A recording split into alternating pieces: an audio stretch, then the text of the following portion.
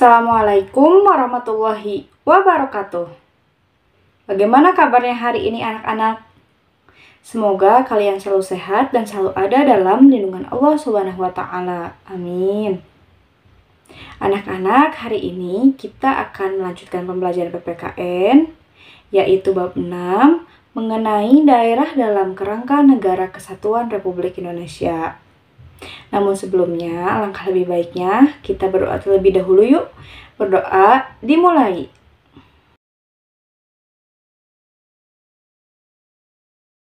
Berdoa selesai. Nah, anak-anak, berhubung kita masih dalam kondisi pandemi, kalian jangan lupa selalu menjalankan protokol kesehatan ya. Baik anak-anak, terlebih dahulu Ibu akan menjelaskan mengenai perjuangan menuju Negara Kesatuan Republik Indonesia. Dengan tujuan diharapkan kalian setelah mempelajari materi ini, kalian dapat mendeskripsikan perjuangan menuju Negara Kesatuan Republik Indonesia. Jadi, perlu kalian ketahui, Indonesia ini sebelum menjadi Negara Kesatuan Republik Indonesia, Indonesia telah melewati beberapa peristiwa. Nah, peristiwa apa saja yang telah dilalui oleh bangsa kita?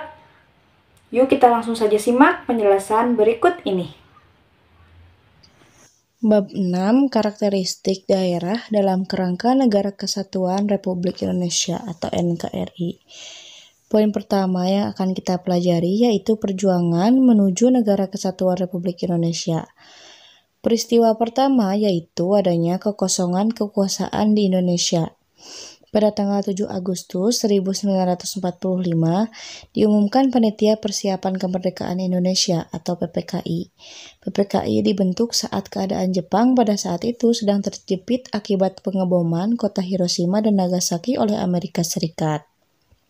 Akibat pengeboman tersebut, Jepang menyerah tanpa syarat pada sekutu pada tanggal 14 Agustus 1945 dan mengakibatkan terjadinya vacuum of power atau kekosongan kekuasaan di Indonesia. Peristiwa tersebut mendorong golongan muda dengan jiwa muda dan semangatnya bergerak mendesak golongan tua untuk secepatnya memproklamasikan kemerdekaan Indonesia. Golongan tua pada saat itu yaitu Insinyur Soekarno, Muhammad Hatta, Ahmad Subarjo, Wahid Hasyim, dan Agus Salim. Sedangkan golongan muda terdapat Wikana, DN Aldit, Khairul Saleh, Soekarni.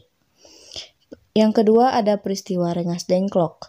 Peristiwa Rengas Dengklok adalah peristiwa para pemuda memaksa Insinyur Soekarno dan Dr. Andes Muhammad Hatta untuk dibawa ke Rengas Dengklok dengan tujuan agar Soekarno dan Hatta segera memproklamirkan kemerdekaan Indonesia dengan kekuatan bangsa Indonesia sendiri, bukan karena bantuan Jepang.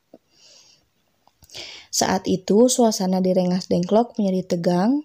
Insinyur Soekarno oleh golongan pemuda diminta agar memenuhi keinginan rakyat Indonesia untuk memproklamasikan kemerdekaan dengan kekuatan bangsa Indonesia sendiri. Setelah berdebat panjang, desakan para pemuda akhirnya disanggupi oleh Insinyur Soekarno yang akan segera memproklamasikan kemerdekaan, tetapi akan dilakukan di Jakarta. Peristiwa yang ketiga yaitu penyusunan naskah proklamasi kemerdekaan. Pada tanggal 16 Agustus 1945, rombongan dari Rengas Dengklok tiba di Jakarta.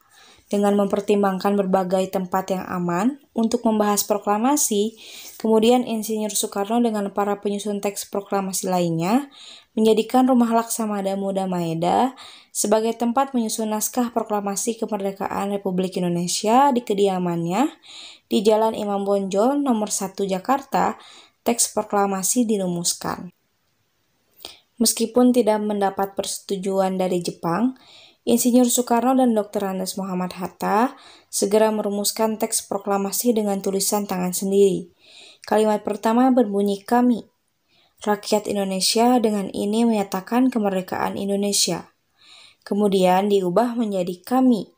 Bangsa Indonesia dengan ini menyatakan kemerdekaan Indonesia yang berasal dari Ahmad Subarjo. Kalimat kedua oleh Soekarno berbunyi, hal-hal yang mengenai pemindahan kekuasaan dan lain-lain akan diselenggarakan dengan cara yang secermat-cermatnya serta dalam tempo yang sesingkat-singkatnya. Kedua kalimat itu kemudian digabung dan disempurnakan oleh Dr. Andes Muhammad Hatta sehingga berbunyi seperti teks proklamasi yang kita miliki sekarang. Setelah selesai menyusun teks proklamasi, Insinyur Soekarno meminta semua yang hadir untuk menandatanganinya selaku wakil-wakil bangsa Indonesia. Namun, Soekarno yang merupakan salah satu pimpinan golongan muda mengusulkan agar Insinyur Soekarno dan Dr. Andes Muhammad Hatta menandatangani atas nama bangsa Indonesia. Kemudian Insinyur Soekarno meminta Sayuti Melik mengetik naskah tersebut dengan beberapa perubahan yang telah disetujui. Setelah diketik oleh Sayuti Melik, teks proklamasi ditandatangani oleh Insinyur Soekarno dan Dr. Andes Muhammad Hatta. Coba kalian perhatikan perubahan teks proklamasi sebelum dan sesudah perubahan. Nih, sebelum berubah, teks proklamasi masih dalam tulisan tangan. Dan ada pun 3 perubahan dalam teks proklamasi, yaitu kata tempo diganti dengan kata tempo, wakil bangsa Indonesia diganti dengan atas nama bangsa Indonesia, dan cara menuliskan tanggal Jakarta 17/1805 diganti menjadi Jakarta hari 17 bulan 8 tahun 5. Peristiwa keempat mengenai pembacaan naskah proklamasi akan dilanjutkan pada minggu yang akan datang. Bagaimana anak-anak? Apakah kalian dapat memahaminya? Itu tadi penjelasan mengenai peristiwa-peristiwa menuju Negara Kesatuan Republik Indonesia.